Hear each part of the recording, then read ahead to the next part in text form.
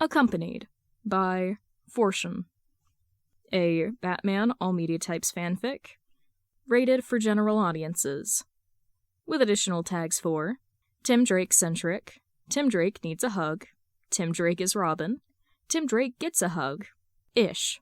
Tim Drake has self-worth issues, Tim Drake has abandonment issues, bad parents Jack and Janet Drake, Bruce Wayne is Batman, Bruce Wayne tries to be a good parent, if Tim would only accept it, good parent Bruce Wayne, protective Bruce Wayne, miscommunication, good sibling Dick Grayson, good sibling Jason Todd, Alfred Pennyworth is the best, good grandparent Alfred Pennyworth, Alfred Pennyworth is so done, Wayne Enterprises, fluff and angst, mild hurt comfort, genius Tim Drake, proud parent Bruce Wayne, tags are hard, sick fic, at the start, sick Jason Todd, and sick Dick Grayson. Part 4 of The Robin Chronicles. Summary. Where are you going, Tim? Freezing, Tim blue-screened. What was he supposed to say? Luckily for him, Bruce broke the small silence himself. Sorry, Tim. My bad.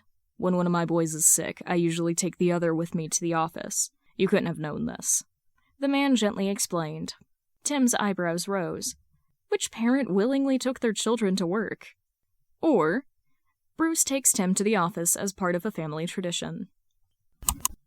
Tim always knew he was a burden. It wasn't hard to figure out, at all. His parents' consistent sighing, disapproving looks, and eventual departure made that clear enough. The way they loved to talk about their good old days, whenever they did acknowledge his presence, in a remotely positive way, made it even clearer.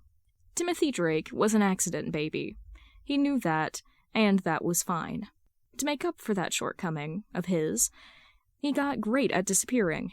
When he was younger, he'd call it hide and seek, just like in the movies. Tim was sure it'd be his favorite game if he had a brother. He would have adored having a brother. Back to the hide and seek, he would hide, mostly in his room, so as not to ire his parents. He would hide and wait for them to come and find him, which hardly ever happened. Most of the time, the waiting made him fall asleep, and he was usually only woken up by Mrs. Mack the next morning, with the news that his parents had left the country once again. He just chalked it up to his parents being bad at the game.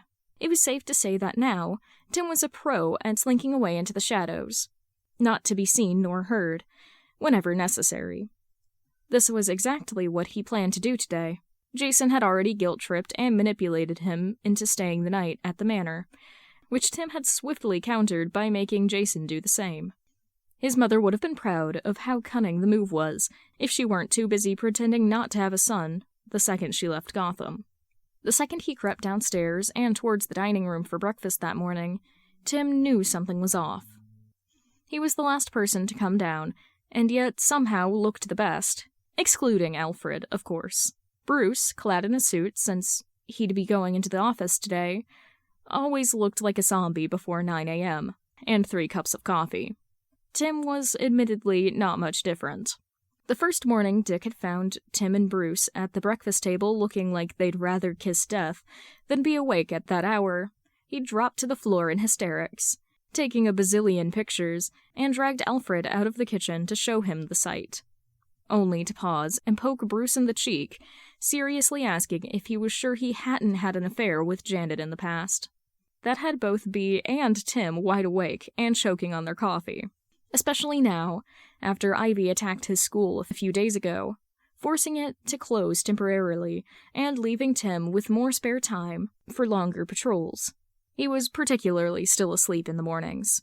The freaky thing today was that Dick looked like he'd lost a fight with both a washing machine and a freezer at the same time.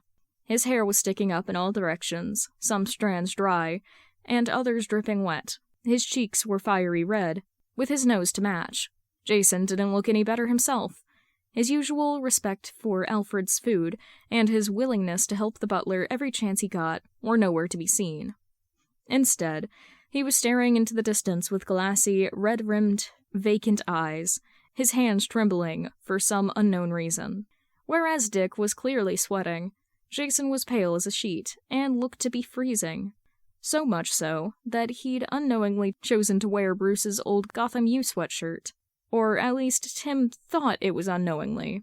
After all, they had been searching for that shirt all week, without results. So Jason had kind of ratted himself out by wearing it. Not that Bruce would notice now, in his zombie-like state. All in all, both of Tim's co-workers, no, brothers, looked like shit. Because of this, the logical conclusion he came to was that he should make himself scarce so Alfred could take care of them without Tim getting in the way. It did suck, since Dick had taken time off work just so they could hang out together. Maybe even bribe Jason into joining them. Obviously, that wasn't going to happen now. It was kind of funny, Tim thought to himself, while shoveling Alfred's food into his mouth. How both Dick and Jason were refusing to say anything about their illness. Both were too stubborn to ask for help, and Alfred hadn't said anything about it yet, either. Not surprising, since the butler had wrangled Bruce for years, and he was exactly the same when he was ill. But before Tim could finish his plate and go hide in his room, Jason spoke up in a croaky voice. "Thank you for the food, Alfie. I'm gonna leave now."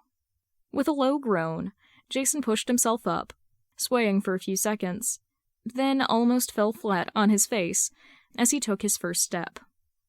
"Master Jason," Alfred's voice was sharp, "sit back down this moment. You are not leaving the manor when you are obviously unwell." Jason's eyes drifted over to where Alfred stood as he squinted at the man. But Alfie," he whined, much to Tim's surprise. Because, holy shit, Jason Peter Todd, aka the Red Hood, aka 9 heads in a duffel bag, crime lord, actually whined. This was not on his bingo card this year, but it was hilarious to watch. Well, funny, because someone being clearly sick shouldn't be hilarious. "No buts, young lad. You should go lay down in your room. I will bring some herbal tea by shortly," Alfred tutted, before heading back into the kitchen. With a grin from ear to ear, Dick suddenly stumbled to his feet and practically threw himself into Jason's back, clinging to his shoulders. "Oh, poor little wing," he managed in an abnormally nasally voice before practically sneezing into his brother's ear. Jason immediately shoved him off. Or tried to, at least. "Ew, dickhead. I don't need your fucking germs on my face," he grumbled. Tim tried not to smile, but he just couldn't hold it in. This was the most brotherly thing ever, and just witnessing it was amazing. That and Jason's crime alley accent was clearly coming out. This might be very stalkerish, because it most definitely was, but Tim loved Jason's accent. Sadly, his predecessor suppressed it most of the time. Unless he was too tired, unable to control it for some reason, or thought he was alone. Probably a trauma response to the rich ladies nagging at him at galas back when he'd first been adopted by Bruce. Tim's one single Google search had told him a few years ago, when he gradually noticed the shift. "The fuck are you smiling about, you little shit?" He almost dropped his fork at Jason's frustrated growl. With wide eyes, he stared at the crime lord, who admittedly didn't look so mighty, with Dick hanging off his shoulders like a koala, and himself holding the table for dear life, white as a ghost. Before Tim could open his mouth and mutter out an apology, Jason groaned loudly and threw his head back, nearly smashing it into Dick's forehead. "Bruce, why'd you pick up the one with the damn 'you kicked my puppy' eyes? It's so fucking annoying," Jason dramatically complained, causing Bruce to prematurely exit his zombie state as the man's eyes focused. Clearing his throat, Tim interrupted the mini-staring contest that had started between the two men. "Technically, I found him, not the other way around." "Well, yes, but..." Bruce started. "Technically, I found you first, baby bird. Don't forget that." Dick cut him off with a whine. Tim flushed at the discussion that ensued about who his favorite was. It was definitely a strange sight to see 3 well-respected vigilantes, or, in Jason's case, crime lord / ex-vigilante / anti-hero, fight over a non-family member's favorite. Jarring, when compared to his parents' treatment of him. As if hearing his silent prayers, Alfred stepped back into the room, drawing everyone's attention. The family butler, and boss, if everyone were honest, stood still in the doorway, arms crossed, looking at them with visible disapproval. "Master Bruce, while I understand you don't possess an affinity for the mornings, I would expect you to take action when two of your sons are ill. And visibly so, for that matter." Bruce almost flinched. Tim noted. Yeah, boys. Please go upstairs to your rooms and rest," he said awkwardly, looking at Dick and Jason. Before they could protest, Alfred sent them a single look that had both of them simultaneously shut up. When they still didn't move, Bee spoke up again. "If you need me, I can carry you." "Nope, absolutely not, old man." Dick looked like he was seriously debating it for a second, before also declining, although not as fiercely as his brother. As he let go, Dick looked up at Tim and ruffled his hair. "Sorry about being sick, baby bird. I promise we'll hang out once I'm better." "No, don't worry about it. It's okay, I understand," Tim told him, with a small smile. Tim was, of course, bummed, but he understood that this wasn't in anybody's hands. Being sick sucked, especially for Dick and his love of moving around. Alfred would definitely keep him on a tight leash, and right where he could see him. Tim cringed. As his two brothers trudged towards the doorway, Tim pushed his chair back to follow them. He didn't get very far before Bee spoke up. "Where are you going, Tim?" Freezing, Tim blue-screened. What was he supposed to say? He couldn't just tell Bruce he was planning to hide away all day because he didn't want to be a bother to Alfred. That could come off like he was doubting Bruce's pseudo-grandpa's abilities. Very bad. And he had no other real excuse. Not good. Luckily for him, Bruce broke the small silence himself. "Sorry, Tim. My bad. When one of my boys is sick, I usually take the other with me to the office. That way, Alfred can concentrate on his patient, and the risk of said patient doing something stupid because of the other is reduced. You couldn't have known this," the man gently explained. Tim's eyebrows rose. Which parent willingly took their children to work?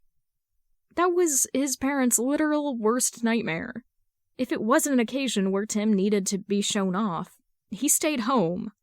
Gaping for a few seconds, Tim quickly closed his mouth before slowly and uncertainly nodding. "I mean, if you're sure, I really don't want to be a bother." "You are far from that, Tim," Bruce interrupted smoothly. "I would leave in about 20 minutes, if that's all right with you." Once again, Tim just stared at the man for a few seconds before nodding. "I'll, go get ready then," he muttered, before practically fleeing the room. What the fuck? Tim was a little confused. Screw that, he was majorly confused. Baffled, even.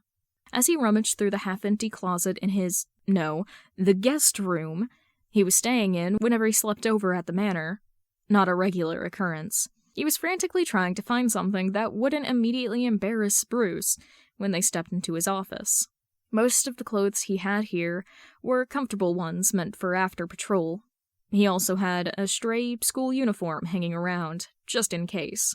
Nothing office-approved, though. Or at least, nothing his parents would want him to be seen in such a setting. Puffing out a breath, Tim let himself fall onto the bed. This was a catastrophe. He couldn't very well show up in jeans and a graphic tee. That wouldn't do. Nobody would take him, Bruce, or his parents seriously ever again. Suddenly, he shot up from the bed. Holy shit! How could he have forgotten? Alfred had always kept old clothes in the attic. If he managed to sneak up there, he might be able to find something Dick once wore. Biting his lip, Tim cast a glance at his phone. He still had 15 minutes. Not a lot, but it should be possible. With a deep breath, Tim cracked his door open just enough to peer into the hallway. It was audible that Alfred was in Dick's room, probably wrangling the acrobat into bed. Jason's door was half open. His new room. That was, since he'd refused to return to his old one. Very understandable, if you asked Tim. Jason was probably reading, or at least trying to. Silently, he tiptoed through the doorway towards the stairs leading to the attic, holding his breath. Tim's heart was pounding. Why? He couldn't even really say. It wasn't like he was doing anything illegal. Yet, he still felt like he couldn't just ask. After all, he should have known better and come more prepared. The second he dashed up the stairs, he let out a puff of air, relieved to have completed the first phase of his mini-mission. Even the attic was perfectly clean, Alfred being a real miracle worker. It wasn't hard at all to find the old Victorian-style closet holding a bunch of old suits and uniforms, all too small for their previous owners now. Tim carefully considered each suit, eventually settling on a simple black one with a baby blue shirt. The tie was a deep navy, matching his shirt perfectly. Simple, classy, and timeless.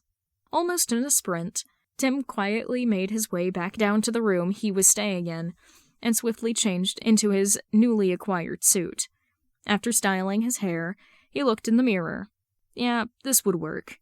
The suit was baggy in some places and tight in others, but not in any way that looked awful or, God forbid, try hard. Grabbing his phone from where he'd left it, Tim quickly made his way downstairs, to where Bruce and Alfred were waiting for him. "There you are, chum. I almost thought you fell back asleep." Bruce joked, just as he turned around to look at Tim. As his eyes met Tim's figure, B visibly froze, causing Tim himself to freeze as well. Well, would you look at that? One would be a fool to deny family ties when greeted with this. Alfred breathed out, visibly surprised. Tim's wide eyes were his only response. Alfred didn't mind, and instead stepped forward to brush the virtually non-existent dust off the jacket's shoulder. "In my old age, I must be going senile." The family butler started. "I must have put this in your laundry pile by mistake, young Master Tim." Tim blinked before stuttering out, No harm done. I must, have mistaken it for one of mine." Only then did Bruce shake off his stupor. With a soft smile, he looked at Tim. Not just because they were having a conversation. No, he truly looked at him, as if he were something precious, something worthy and exciting enough to be seen. Something his parents hadn't done in years. "You know, this was one of my favorite ones when I was younger. I used to terrorize board members and gala attendees in this." The man chuckled. "It suits you well, Tim." With a soft sigh, Alfred faintly smiled. "I do hope the young lad has more common sense than you did at that age, Master Bruce. Now, off you two go, unless you'd rather be toddy." No, you're right. Thank you, Alfred. We'll be home by 6. Bruce said in farewell before guiding Tim towards the garage. If Tim ever thought his parents had a few nice cars, their collection paled once Bruce's came into view. The man had a bit of everything, from old classics to the newest sports cars. Turning to him, Bruce gestured at the wall full of car keys, all on separate hooks with little nameplates underneath. "Which one do you want to take, Tim?" Tim couldn't help but perk up. He got to choose? Gnawing on his lip, he looked around. Which car should he pick? For a second, he debated if there was a right or wrong answer to the question. Yet, Bruce's oddly encouraging look said otherwise. Screw it, he decided. After all, next in line to the Batmobile, there had always been one car he'd dreamed of riding in ever since he'd read in the newspapers that Bruce owned it. Can we take the Ferrari? The F50. He tried not to be overly excited, but he knew that he was. The car was one of his favorites. When he was younger, he begged his parents to get him one. They, of course, said no. Not because the car was too rare and expensive. Oh no. On that basis alone, it would have been something Jack and Janet loved purely because it screamed rich, elite socialite. The issue was that they, of course, forgot. Right after he'd asked them, his dad had promised to look into it. His parents had gone on a dig for several months, as usual. When they finally came back, and when Tim had finally gotten the courage to ask Jack if he had found a dealer, his father had looked at him in confusion, before laughing about his imagination. Once he'd realized that Tim had, in fact, not been joking, and was dead serious, he became furious, called him a greedy leech, and sent Tim to his room for the night. Ignoring any plans that had been made, for that week and deciding to forego the other week planned in Gotham, flying straight to the Bahamas. It was safe to say, Tim's 8th birthday had been a lonely day. Bruce pulled Tim from his thoughts as he answered, "Sure we can, chum," before swiftly grabbing the car's keys off the hook and striding towards said red beauty. Holy Batman! It took everything Tim had not to start fanboying, or worse, squealing, over the car. It was so perfect, so beautiful, so majestic. The Ferrari looked incredibly fast, at that. Yeah, this was definitely his all-time favorite car. No doubts. As he sat down and buckled himself in, his knee was bouncing in excitement that only multiplied further when B turned it on, causing the engine to roar to life. This was amazing! While pulling out of the garage, Bruce sent him a little smirk. Dick used to beg me to drive the Cadillac. Jay... He paused for a second, swallowing. Jay used to prefer the Jaguar. Personally, I like this one best. His mentor's admission made his insides gooey. There was just something so addictive when it came to approval, especially Bruce's. Not that Tim was addicted, of course. Nope. He was a Drake, and definitely better than that. If that little voice in his mind wasn't his own, but his mother's, that wasn't anybody's business, but his. The ride towards Wayne Industries was pretty silent, with Beer himself only periodically throwing in a word or two. When they finally arrived, B parked the car in a private corner of the parking garage before getting out, with Tim following him without hesitation. As they walked towards the elevator, Tim's nerves started to make themselves known. Fiddling with the sleeves of his shirt and jacket, he tried his best to put on his most professional face. He could not ruin this for himself, for Bruce, or, God forbid, his parents. It was imperative to leave a damn good impression. The best. With a ding, the elevator arrived on the top floor, where Bruce's office was located. Like a little duckling, Tim inched a bit closer to his mentor, as they got out and walked towards the desk of a lady who had to be his secretary. "Ah, Mr. Wayne, it's good to see you. Good morning," the lady greeted cheerily, yet still polite. Then her eyes fell on Tim. "And who's this young businessman, taking one of your sons into the office again?" She continued without missing a beat. Bruce chuckled, just like he would in his Brucey persona, placing his hands on Tim's shoulders. "Good morning, Monica. Yes, my other sons are not feeling well, so it's Timmy's turn to go into the office today." Tim's eyes were glued to Bruce's face, trying to gauge if this reaction was honest or fake. Weirdly enough, all signs pointed to it being real? Unconsciously, he'd apparently taken a step closer to Bruce, causing Monica to let out a small, breathy giggle. "Aw, he's a shy one, isn't he?" she remarked, with a kind smile, before focusing back on Bruce. "Your first meeting is in half an hour, with Mr. Fox. Then, at 11, you have a board meeting. I'll pop into your office after your lunch break to update you on the rest, sir." "That's perfect. Thank you, Monica," Bruce answered earnestly, before gently guiding Tim towards the big door at the end of the small hall. Walking inside, Tim was greeted by a spacious office, featuring a small sitting area, a few bookcases with memorabilia scattered around, and a big desk with multiple monitors and chairs for visitors in front of it. The most impressive feature, however, was definitely the view from the floor-to-ceiling windows. Gotham might be one of the dirtiest and most crime-ridden cities on the East Coast, but its skyline remained one of Tim's favorite views. The impressiveness, combined with the city being his home, was the reason for that. "All right," B broke the silence. "You are very welcome to sit in on the meeting with Lucius if you like. If you don't, I also have a laptop here with games installed on it, arts and crafts supplies, Lego, or books." When Tim didn't answer and instead just stared at Bruce in semi-veiled shock, the man soothingly carried on talking, probably trying to make Tim more comfortable. "Have you ever met Lucius? I don't think so, right? You'd like him, though, chum." Bruce smiled at him. Without properly knowing it, his words had Tim breathing out in relief, especially because Tim had indeed met Lucius before, just in the most embarrassing way ever. It had been that one time Alfred had convinced him, or rather, ordered him, to stay at Wayne Manor the night after patrol because he had accidentally broken a few ribs and was pretty high on painkillers to ease the pain. Well, that did not bode well for his dignity. At some point during the morning, Tim had blearily walked through the manor halls, still half asleep. He'd been so out of it that he'd trudged into Bee's office and climbed into his lap like a spoiled house cat, without ever saying a word. It was only when he came to an hour later that he noticed Bruce was in a pretty important call with none other than tech genius Lucius Fox. One hell of a disastrous first impression. It was safe to say that that was one of the last times Tim let himself be talked into staying over. Anyway, thank God, Bruce had somehow forgotten that, and Tim would rather die than bring the moment up again. So he just shook his head. No, I can sit in on the meeting, Tim answered quietly. His parents had trained him for that, so it wasn't an issue.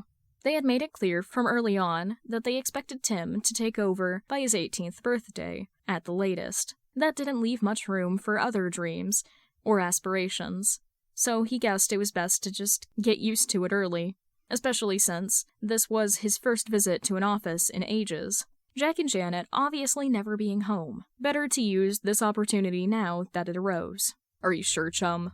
Bruce asked earnestly, looking him in the eye.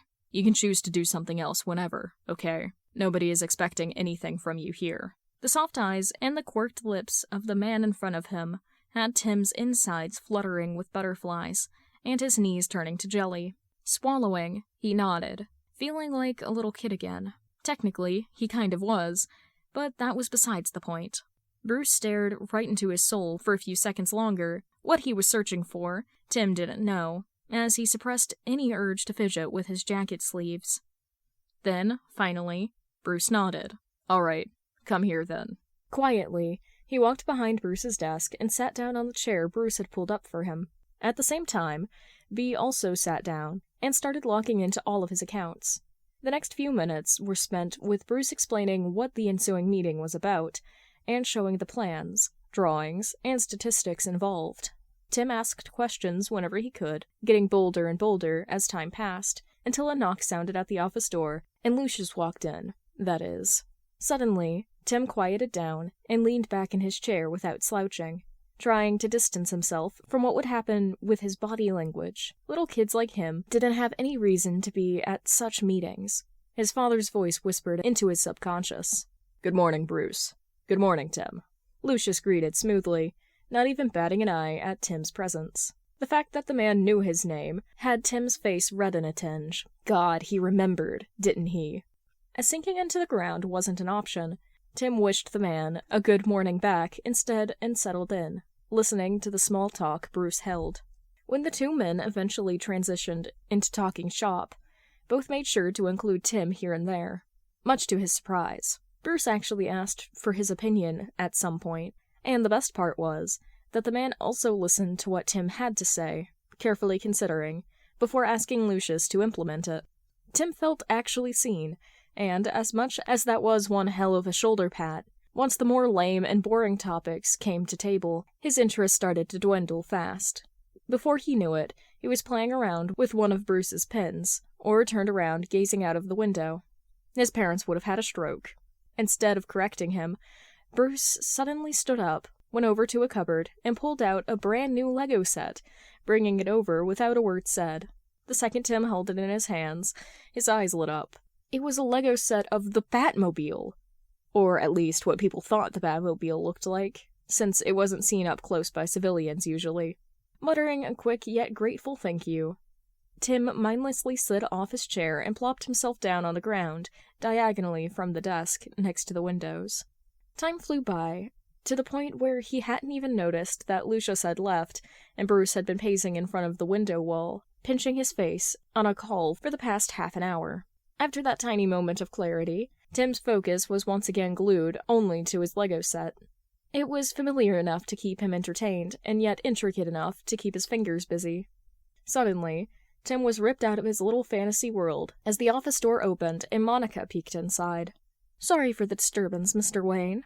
Her kind eyes twinkled when they fell upon his figure on the carpet, surrounded by Lego bricks. "Tim, May I remind you of the board meeting, which starts in 5 minutes? The way Bruce immediately threw out a curse word, no hesitation, was hilarious. Obviously, he knew that Alfred wouldn't hear and thus not scold him for it. Thank you, Monica. I'll be downstairs in a few. Then the man turned towards Tim, but before he could even open his mouth to speak, Tim interrupted him. I'm coming with you. Bruce looked a tad taken aback, but he didn't mention it and instead only nodded. All right, Tim. Let me grab my phone and laptop and we'll head down. Do you want to take anything with you? Tim looked around the room, biting his lip before shaking his head. No, this was a board meeting. The people there were important. His parents would kill him if he didn't behave like their heir should, even if Bruce somehow just didn't seem to care. B's eyebrows furrowed, and for a second it looked like he wanted to push Tim to do otherwise, but the stubborn look on his Robin's face let him know enough. Tim would not change his mind. As the two walked towards the elevator again, his mentor briefly explained the following meeting was his literal hell. It was the quarterly budget discussion, and, apparently, most of the board members were extra insufferable during it. You're honestly doing me a favor by being here, Tim. It makes things more bearable, Bruce said quietly as they exited the elevator. It's empirically proven that sharing a burden lessens it, although it is kind of sadistic of you to do so with a kid. Tim snarked, grinning up innocently at Bruce. He wouldn't ever refer to himself as a kid, unless it benefited him, of course, or if it made B's life a little bit more difficult. All comes with the job of being Robin. Or at least that's what he tells himself. According to the internet, it's childhood trauma, wrapped in daddy issues, with a desperate need for a parental figure. But everyone knows not to believe the internet. The board meeting room at Wayne Enterprises was as grand as Tim had expected. It seemed like everyone was already there, not counting Bruce and Tim, of course. Monica must have told someone to add an additional chair, or she could have done it herself, because at the head of the table, 2 were empty. Tim schooled his features and followed B's toe, quietly saying his own, "Good morning," before sitting down. Hands in his lap, eyes straight ahead, in order to make eye contact with everyone, just as his mom had always told him to. Before Bruce could even open his laptop to start the meeting, an older man whom Tim recognized as Mr. Coxford, one of the lesser fortunate of the elite, yet still a cunning businessman who thrived on public reception, regarded Tim with scrutinizing eyes, making his dissatisfaction about his presence clear with a croaky smoker's voice. Bruce, the man began, trying to make it seem as if they were more than just business partners, which had Bruce's jaw click. Who's this young gentleman with you today? I'm sure there's more interesting things to do around WE instead of sitting in on one of the most important board meetings of the year. Out of the corner of his eye, Tim could see his mentor trying to calm himself before responding. The question had been asked in quite the demeaning way, and the subsequent comment not only insulted B's child-rearing skills, but also sucked back up to the man again. Disgusting. Mr. Wayne is fine. Bruce started off his response, steady and firm, and Tim had to stifle a smile at Coxford's displeased face. Tim, here, was staying with me, and since both my sons are feeling unwell, I continued my tradition of taking any healthy kid in my house to work with me. Some part of Tim was very relieved that Bruce didn't refer to him as his son again, especially because there were pretty influential people in the room, some of whom technically should or could recognize Tim as the Drake heir. The other part was a teeny tiny bit disappointed. That warm feeling of belonging and approval and softness and love, it was always really intoxicating. And after all, Tim wasn't Bruce's son. He wasn't a member of the man's family, merely his Robin. In the beginning especially, it had been tragically common for Bruce to accidentally refer to Tim as Jason, or as his son, before quickly backtracking with an apology. Being called Jason was heartbreaking, of course. Being referred to as Bruce's son was a secret dream of his come true. Not that he would ever tell the man that. Nope. Bruce was perfectly under the assumption that Mrs. Mack was at Drake Manor full-time, just like Alfred, serving as Tim's caregiver, and that Tim had 2 picture-perfect, although busy, parents. Coxford stuttered. Of course, Mr. Wayne. I was just surprised since you never took any of your sons to a board meeting before. Bruce didn't bat an eye. Well, Timmy here is interested to see what it's like. Who am I to deny him? Now, anybody against not reading the last meeting's protocol?" And with that, the meeting started in full swing. B had angled his laptop in such a way that Tim could also see everything on the screen. Some executive handed over a packet of paper at some point, obviously trying to score points, for what seemed to be a last-minute project she deemed necessary. Of course, the woman he recognized as Mrs. Elliot, a woman who had been born into wealth just like him, had not made a copy for Tim, which he honestly didn't mind. She couldn't have known, after all.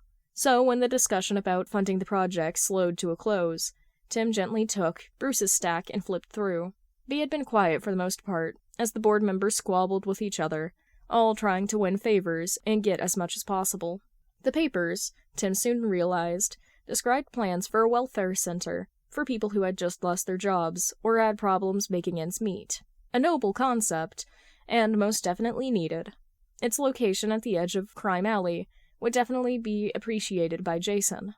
As Tim read on, though, something his mentor had not been able to do on such short notice, red flags started to show. The welfare center was supposed to be able to have 30 apartment units, a gym, a swimming pool, and a cinema room of all things. Security would be top-notch, which was good, but the rest was just very odd.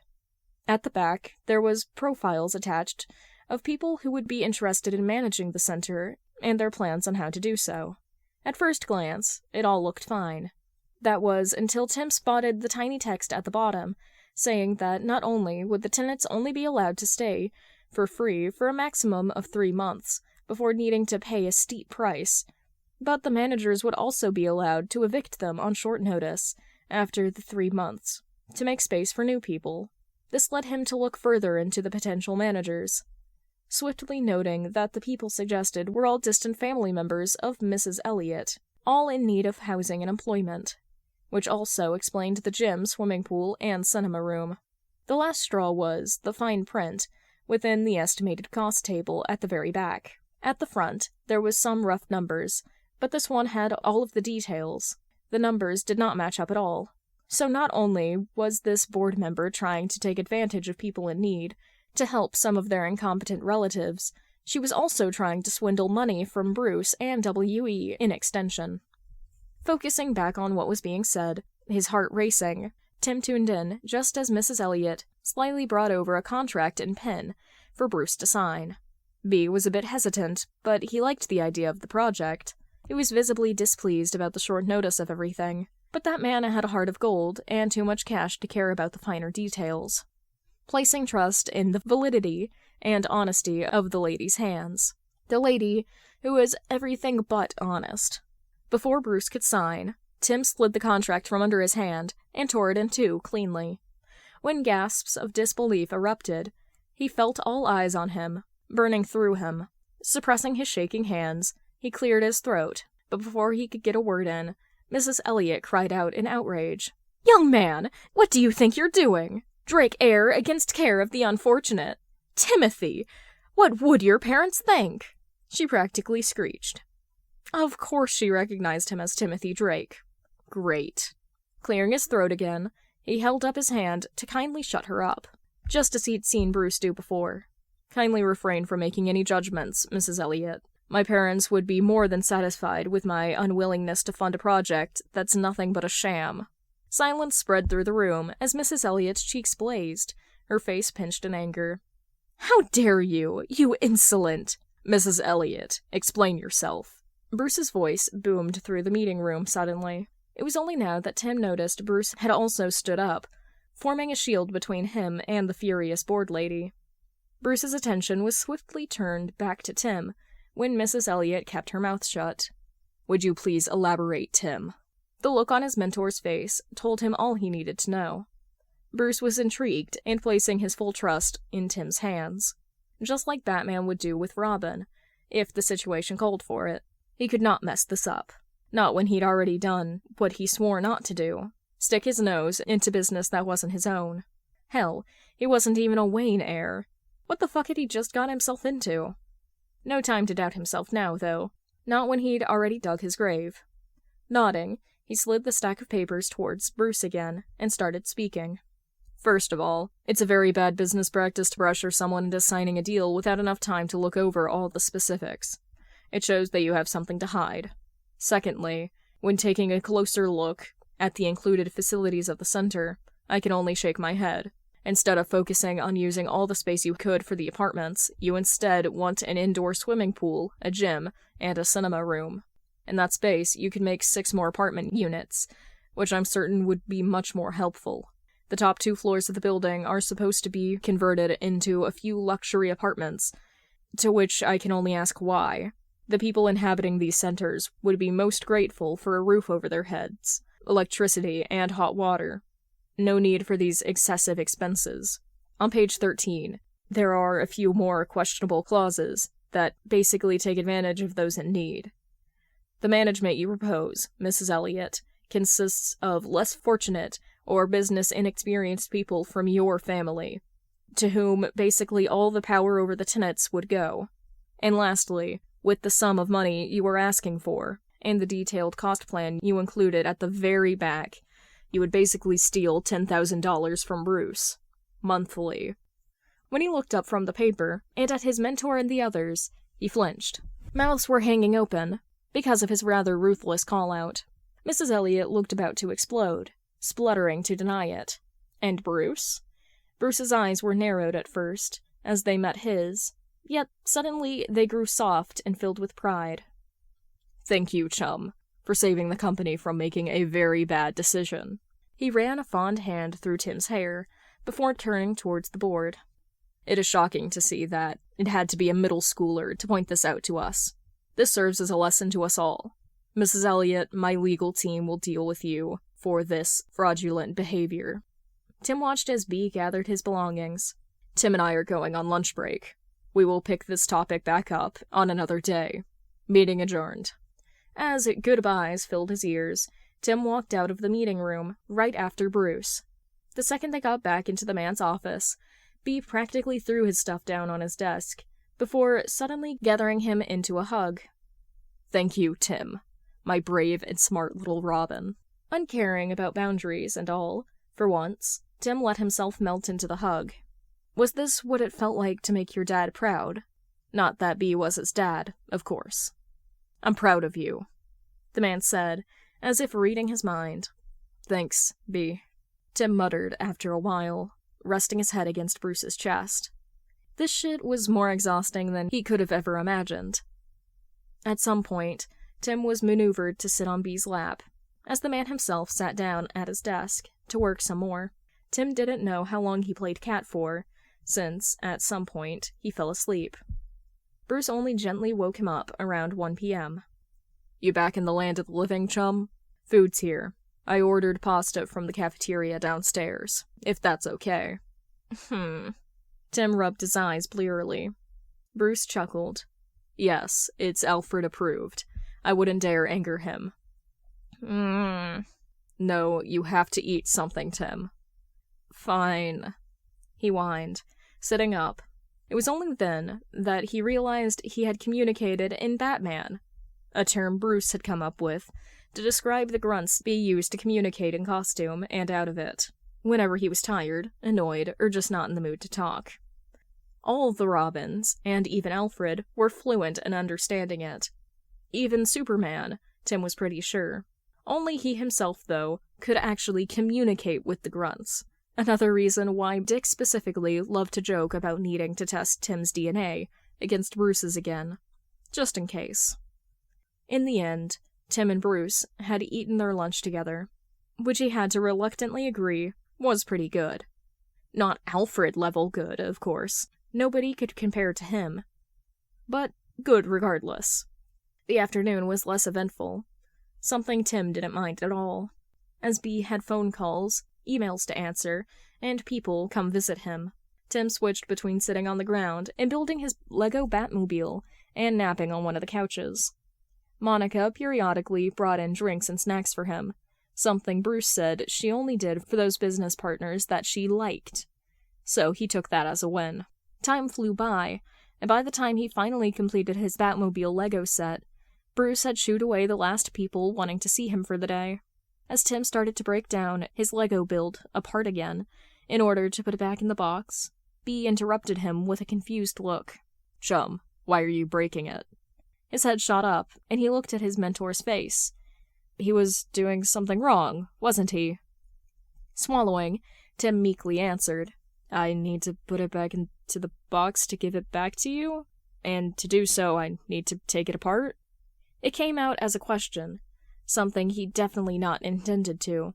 Bruce's almost sad look was enough to freeze him in place. "Chum, it's yours. I gave it to you, okay? Keep it." When he wanted to object, B held up his index finger, effectively silencing him. "No, keep it." Reluctantly, Tim nodded, saying a quiet thank you before walking out of the office after Bruce. After bidding Monica goodbye, the woman more than enthusiastically telling Tim that he was a pleasure to have and should definitely come by again, they took the elevator down to the garage.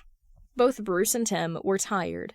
That much was evident, since the car ride back to Bristol was mostly quiet, with some small conversation here and there, and Tim thanking the man more than once for taking him to the office in the first place. "Please don't thank me, Tim. As I already said, it's a tradition to do so. And Monica's right. You're a pleasure to have. Your parents must be very proud." That sentence had Tim snapping back into focus again. What the hell was he doing? Going with Bruce to the office, getting introduced as a son, pushing his nose into business that wasn't his. He had taken advantage of B's emotional vulnerability. Oh no, he should have known better. With a sinking feeling in his stomach, and lead tongue, Tim quietly asked Bruce to drop him off at Drake Manor, causing the other to look at him in pure confusion. "My parents are coming home this evening. They texted me this afternoon that they were able to take an earlier flight back. I probably won't be able to patrol, if that's okay," Tim rushed to say, coming up with a lie. Baffled, Bruce offered to have him dine with him, and the rest first, but Tim denied. In the end, B drove his Ferrari up the driveway towards Drake Manor, without further discussion. The mood had turned a bit somber, but it was for the greater good, Tim reasoned. He couldn't take advantage of Bruce and his emotional confusion, because that was surely what Bruce was. If not even his parents wanted him, then Bruce shouldn't either. Hopping out of the car, careful not to break his Batmobile, he sent Bruce a thin smile. "Bye, Bruce. Thank you for putting up with me. I really enjoyed it." "No, thank you for putting up with me." The man tried to joke, before telling Tim to call him if he ever needed anything. "I will," he responded, not promising it though, before saying, "I'll bring your old suit back next patrol." The second Tim closed the door behind him, enclosing himself in the cold, quiet, and loveless halls of what was his home, he sagged against the door, biting back tears. It was for the best, he told himself. Maybe not for him, but definitely for the Waynes. That night, he went to sleep with the Lego Batmobile firmly planted on his nightstand, next to the photo of him and Dick at the circus, and the handwritten recipe Jason had given him with his signature pasta that he'd once made for him. Back in the Batcave, Bruce leaned back into his chair with a sad sigh. Jack and Janet Drake had, in all actuality, not booked a flight home to Gotham, and instead flown out to Thailand 2 days ago. "Why did you lie, Tim?" he said, into the echoey cave, where he sat alone. He would have to figure it out, especially if he wanted to bring this wayward son home as well. Notes: if you enjoyed this work, don't hesitate to leave a comment. Come hang out with me on Tumblr. And thank you so much for reading, and have a wonderful day.